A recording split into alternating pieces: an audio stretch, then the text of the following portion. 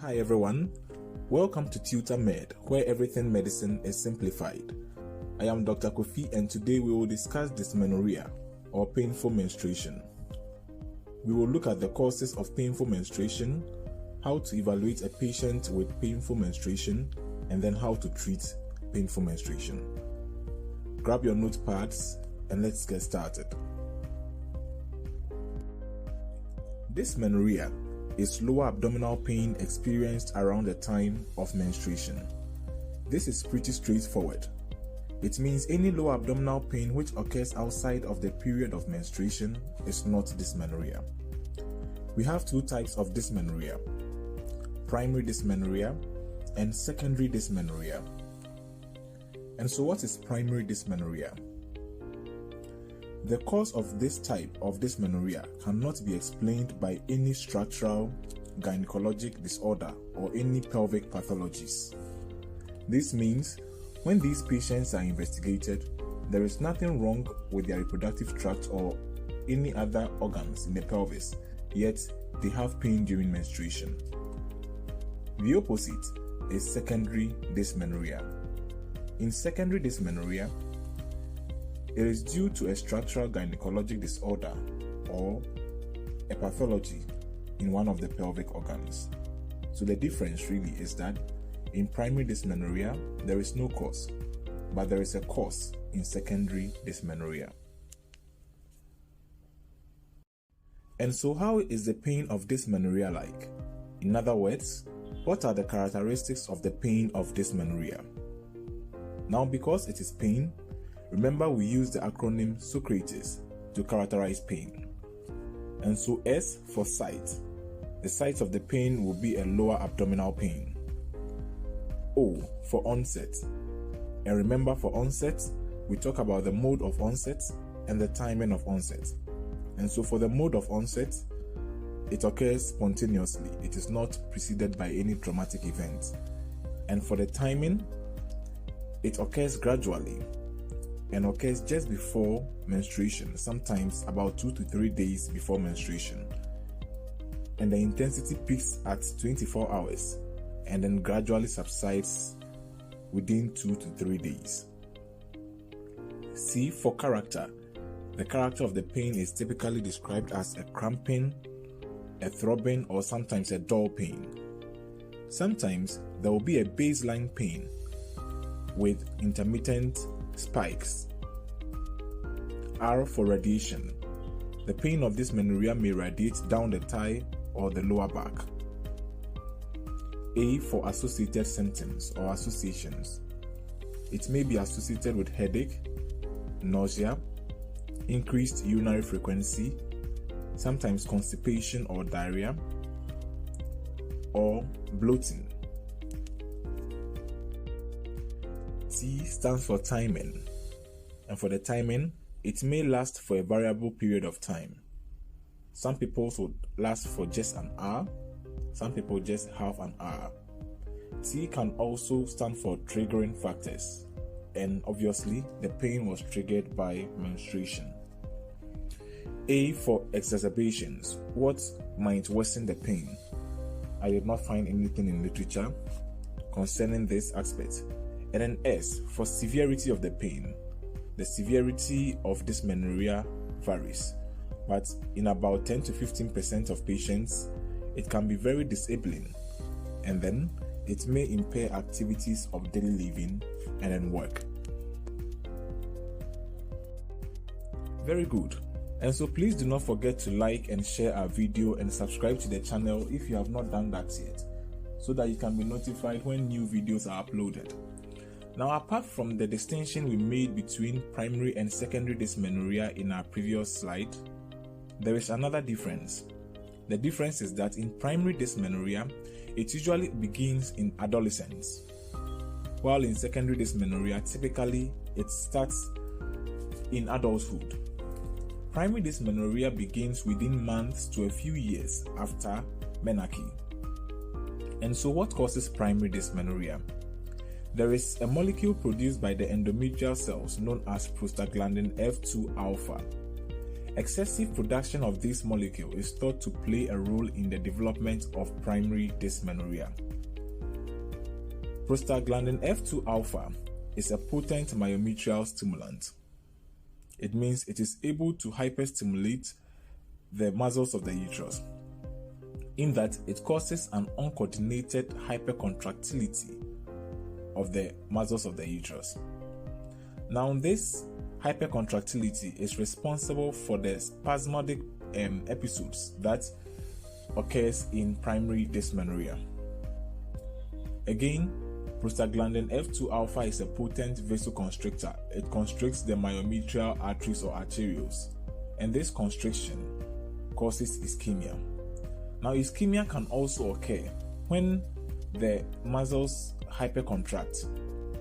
Now, remember that the arteries of the uterus run through the substance of the muscle fibers, and so when the muscles are hypercontracting, they are able to compress on the arteries, and this causes ischemia. So ischemia can come from the hypercontractile muscles or through the direct action of the prostaglandin F2 alpha, because it is a potent vasoconstrictor.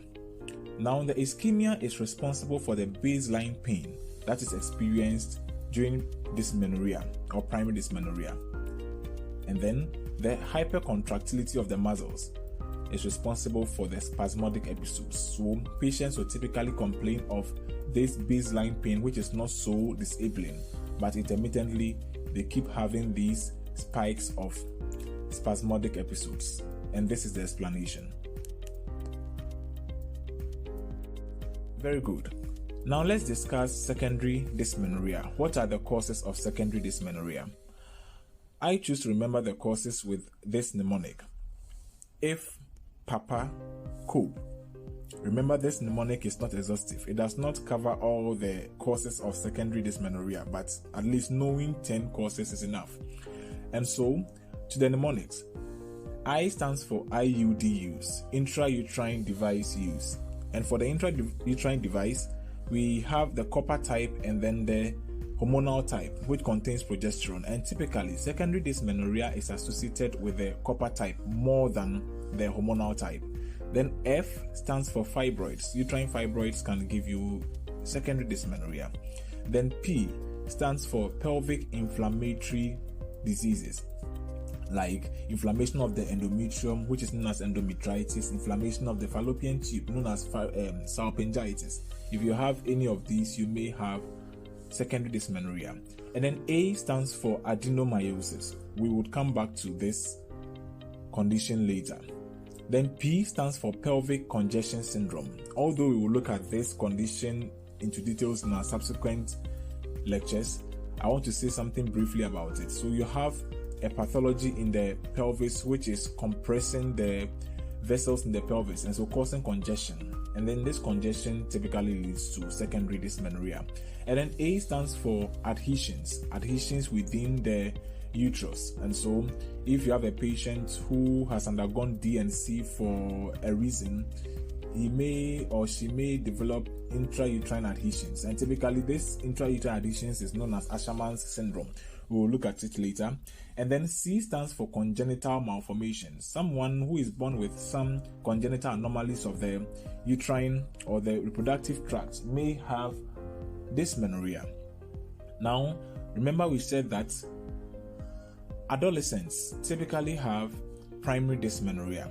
But if you have an adolescent or a girl who was born with congenital malformations, the girl may have secondary dysmenorrhea, because the congenital malformations came right from birth. And so if it is to cause dysmenorrhea, it won't be primary but secondary.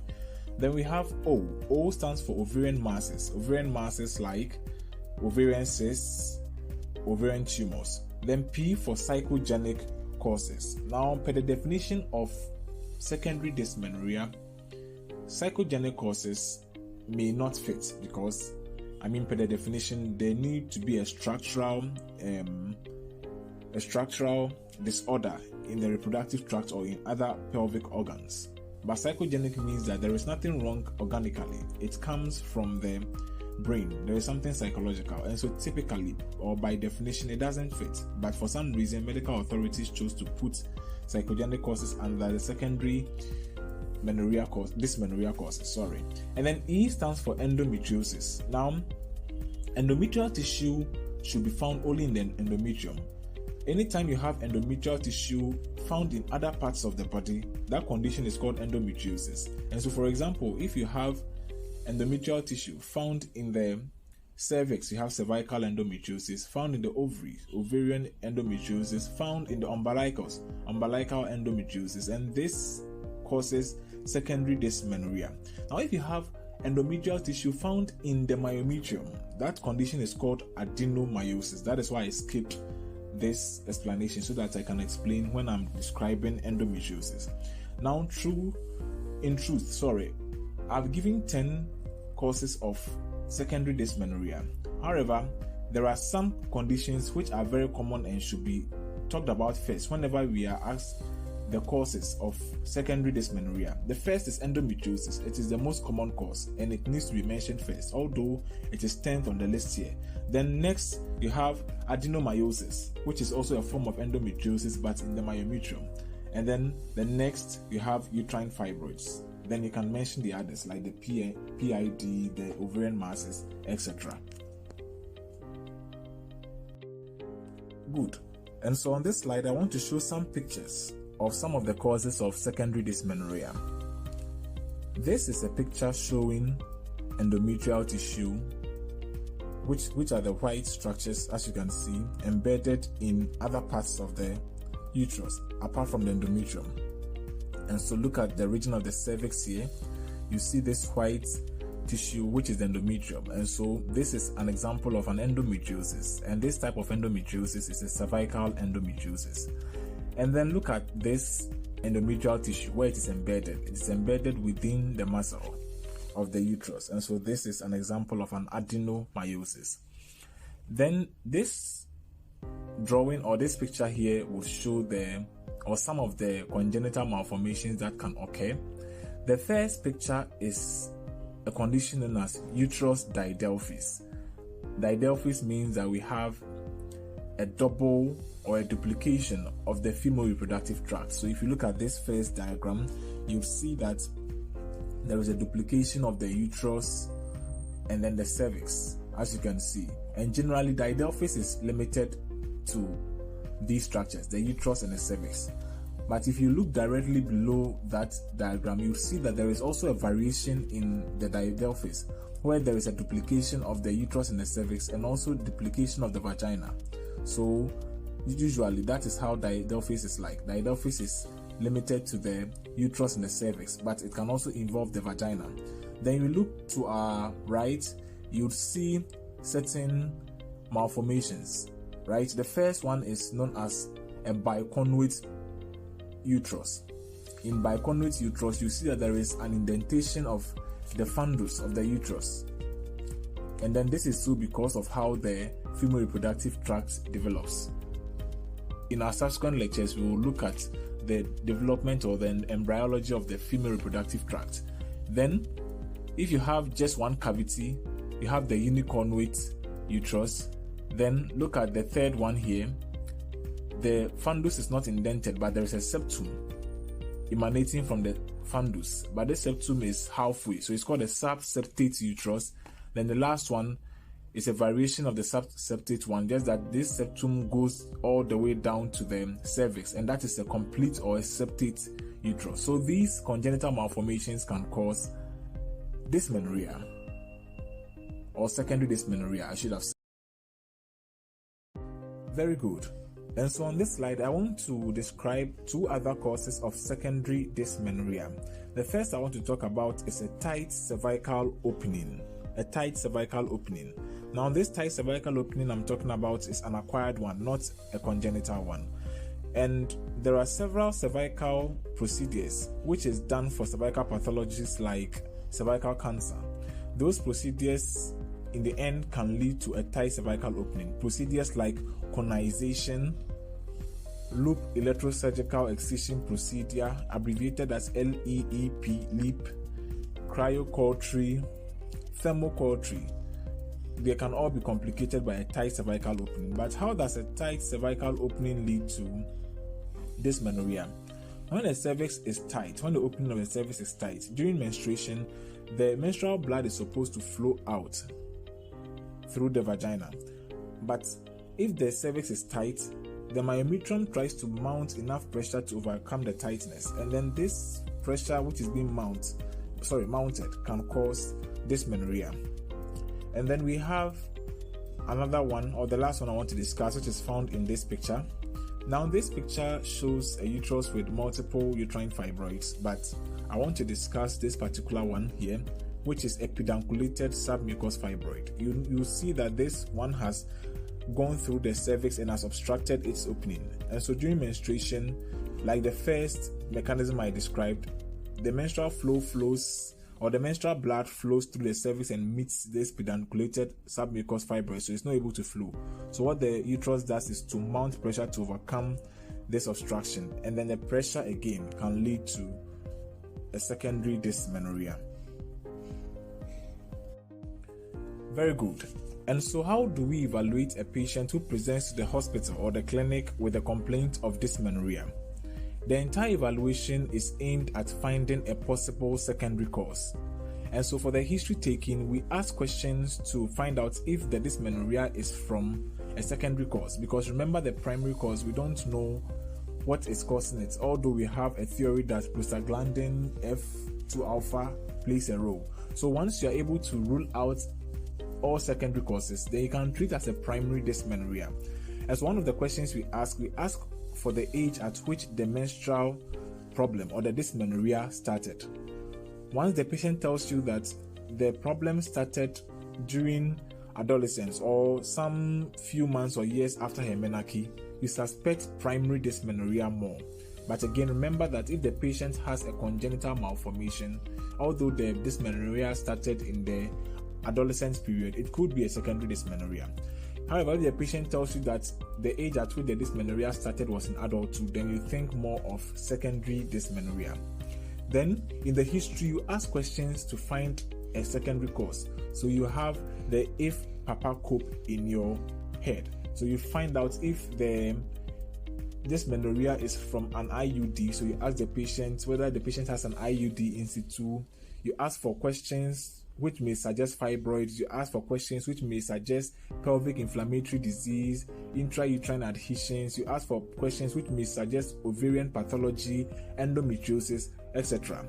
Now, when you're evaluating the patient during physical exam, again, you are looking for signs which will point out to a secondary cause. You are looking for signs which will point out to a secondary cause. So you are palpating the abdomen for intrauterine fibroids. Fibroids simply. You are palpating the abdomen for tenderness, which may indicate PID. You are doing cervical wall motion tenderness. You are inspecting the cervix for a prolapsed or a pedunculated uterine fibroid. So the point here is that the physical examination should look out for signs that will point to a secondary cause, so that if clinically the evaluation does not point to any secondary cause, you can manage the patient as primary dysmenorrhea. So really, primary dysmenorrhea is a diagnosis of exclusion. It is diagnosed after you've ruled out all possible secondary causes. Then you can treat the patient as having primary dysmenorrhea. And so what investigations will you request for a patient who comes with dysmenorrhea? Again, the aim is to rule out all secondary causes. And so you order for a pregnancy test, because what the patient is describing as dysmenorrhea could actually be an ectopic pregnancy. So you need to find out if the patient is pregnant. So you do a pregnancy test. Then another investigation you can do is pelvic ultrasound. The pelvic ultrasound is very sensitive in picking pelvic pathologies like uterine fibroids, ovarian cysts, ovarian masses, congenital malformations. So it is very important. Then you can do cervical cultures if your clinical evaluation pointed or made PID, very likely. Now, if all these investigations do not yield results or are inconclusive, you can do a hysterosalpingography. It is an investigation where the uterus and then the fallopian tube are visualized live, and then they can indicate or they can tell us whether the patient has intrauterine adhesions or whether the patient has any submucous fibroids, etc. You can also do an MRI as part of your investigations. Now, to state this again, primary dysmenorrhea is a diagnosis of exclusion. So you would investigate the patient for possible structural causes. In other words, you investigate the patient for secondary dysmenorrhea. If you don't find anything there, then you can manage the patient as someone having primary dysmenorrhea. Very good. And so for the treatment of dysmenorrhea, once you find a secondary cause, you treat the underlying cause based on the treatment modalities available. We will treat each of these topics, uterine fibroids, PID, elsewhere. But this slide is centered on the treatment of primary dysmenorrhea. So once you make the diagnosis of primary dysmenorrhea, you reassure the patient, telling her that the painful menstrual periods she's been having is not due to any reproductive pathology, and so it can be managed. Then you encourage adequate rest and sleep. You encourage regular exercising, and then low fat diets and nutritional supplements like omega-3 containing foods, zinc containing foods, and then vitamin B1 and E containing foods.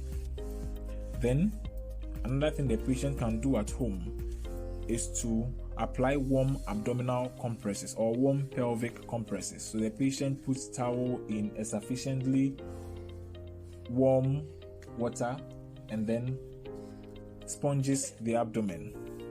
Then another treatment modality we can use is NSAIDs, particularly when the patient has a disabling dysmenorrhea. So NSAIDs typically should be started 24 to 48 hours before the onset of the menstruation and continued until 1 to 2 days after the menses. Starting it very early has proven to be very potent, especially for patients who have a very disabling dysmenorrhea. Then another treatment modality is to give the patient hormonal contraceptives or birth control pills. Now, this is very indicated in patients who have primary dysmenorrhea and who are not ready to give birth. And so it's like killing two birds with a stone. But if the patient has the will to give birth, hormonal contraceptives is contraindicated in that patient.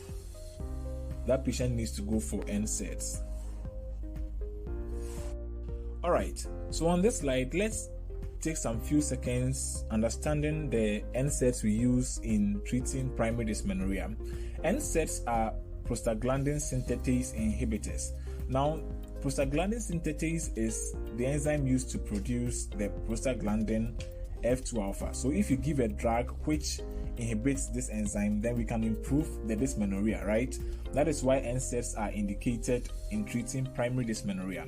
Now, the kind of NSAIDs we use are called non-selective COX inhibitors. COX stands for cyclooxygenase enzyme. So non-selective COX. We use the non-selective ones because they are better than the selective ones. Then, if a patient, assuming you prescribe an NSAID for a patient and the patient comes to you complaining that the pain is not improving, the first thing to do is to assess the adherence and compliance to the drugs. So you ask the patient questions to find out whether the patient is actually taking the drug or not. If after your assessment the patient seems to be taking the drug very well, then the problem is not an adherence problem. What you need to do is to change the NSAID. So if one NSAID class is not effective, the next thing to do is to change to another class. We have various classes of NSAIDs. We have the propionic acid group, and then the NSAIDs which make up this group, we have ibuprofen and then naproxen. Then we have the phenamate group. The NSAID there is mefenamic acid. So we typically start with the propionic acid group, ibuprofen or naproxen. So if the patient is not doing well on ibuprofen, what you can do is to switch the class. So you can give mefenamic acid. And then, like said, NSAID is the first line for those who are ready for babies. But sometimes if you give NSAIDs, depending on the severity of the dysmenorrhea, it may not work. So you may need to do a combination therapy, giving NSAID with birth control pills.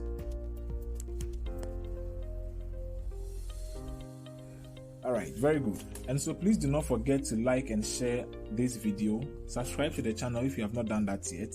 And after subscribing, hit the notification bell so that you can be notified when new videos are uploaded. And so on this slide, let's take home some summary points, what we've said so far. And so we've said that dysmenorrhea is painful menstruation, and it can either be primary or secondary. And we've said that excessive prostaglandin F2 alpha is thought to play a role in primary dysmenorrhea. And then the secondary dysmenorrhea causes can be remembered using a mnemonic called if Papa Coop. We've said that when evaluating a patient for dysmenorrhea, the evaluation is aimed at excluding secondary causes, so that after they've all been excluded, the patient can be managed as a patient with primary dysmenorrhea. And we've said that for the treatment for secondary dysmenorrhea, we treat the underlying cause, but for primary dysmenorrhea, we reassure the patient and treat with NSAIDs and or birth control pills. And so thank you for watching. Thank you for liking and sharing our video, and thank you for subscribing. We will see each other in the next lecture. Until then, bye.